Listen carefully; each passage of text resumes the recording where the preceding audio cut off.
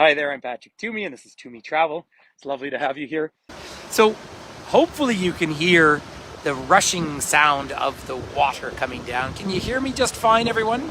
You know, I love the ice fields too. That's great. So, I was gonna jog up a lot closer to the ice fields, but then I wanted just to come here to the beautiful water, even though I'm over by the lodge. Promise to show everyone the ice fields themselves.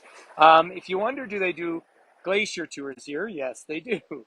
But it's interesting now that they've put one of their snow coaches on the side of the road there with some advertising on it.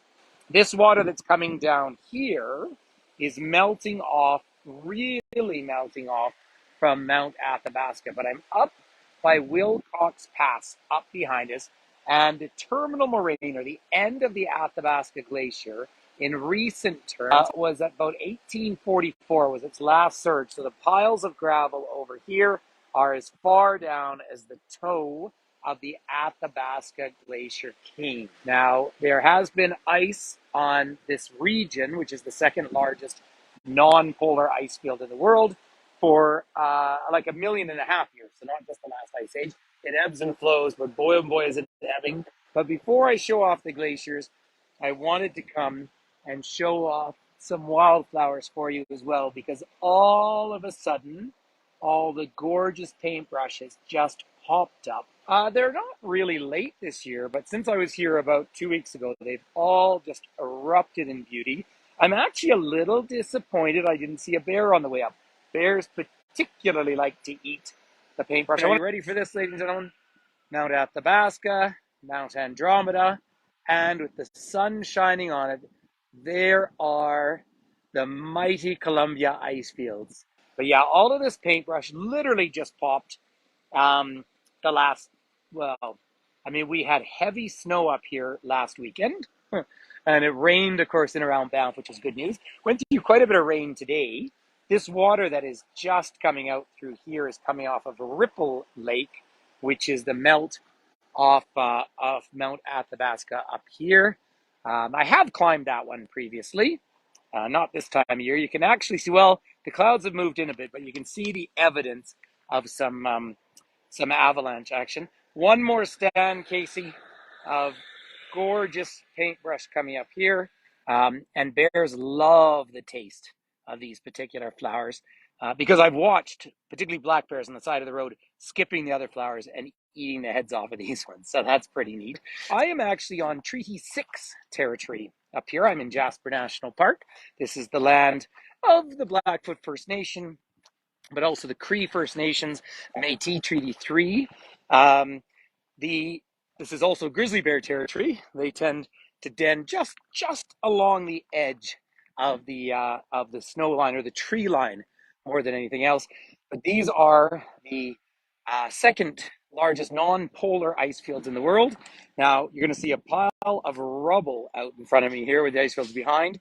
Anytime you see these strips of this ground up earth, that is where the glacier has stopped at different periods in its time. And look at these tiny trees just coming to life down through here. And they're sheltered from the almost continuous winds, which we don't have just at the moment, but the famous katabatic wind that is formed by glaciation as it creates its own weather system. Also, just for fun of it, some of the bushes around, but also a nice strip of quartz there. That's about the hardest rock that we get in the Canadian Rockies here. Now, glaciers form. The ratio in feet is roughly, I'm working with an American group now, so I've been trying to translate to feet and inches, but 9 feet of snow to get an inch of glacial ice. So 3 meters to 2 centimeters. And it all compresses in on itself. The snow that we see up here, there are hundreds and thousands of tons of it. So up top is the Columbia Icefield itself. Now the ice field, imagine, is like an ocean of ice, or a great big lake of ice. This particular one, the local guides always give the example that it's roughly the size of the city of Vancouver. Flowing towards us, 6 kilometers long, 4 miles, is the Athabasca Glacier, one of the 6 that flow off of it. And this is an amazing sight, particularly Mount Snowdome up there, and there's Mount Alberta. But Mount Snowdome is one of the very few tri-continental divides in the world. So that water that melts can go to the Arctic, the Pacific, or the Atlantic. And let me just talk about this for a moment. This is where the glacier was in 1890, for example. Not a beautiful photo in its own way. So the glacier was here in 1890, so really rather remarkable. And it's receding. However, the ebb and the flow, like I was saying earlier, I mean, they recede and they expand. This is normal. They flow as they come down the valleys and they gain mass generally in the winter. But as is the case with effectively all glaciers on planet Earth, these are receding much faster than they're growing. For those of you from the UK on board, here's someone who's rented a car and decided to put their Union flag on the outside of it. There you go, representing in whatever form. But I want to come down. I normally walk straight up this side on my tour, so I thought I would take a slightly different walk with everyone down this hill a little bit for the fun of it. Now, you can also see the big hanging glaciers up to the sides, either side. We do have avalanches here, and I've seen avalanches. But down below, as the glaciers are not melting from the top, they're melting from the underside. The nice white of it is reflecting the sun off of it. So when they get dirty, that's a really bad sign for the glaciers. It is so beautiful, Merle.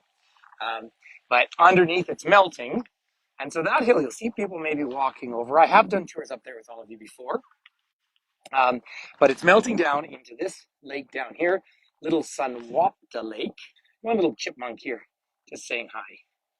Oh, by the way, I just showed you at the top of the road where the ice was in 1890. Here's 1908.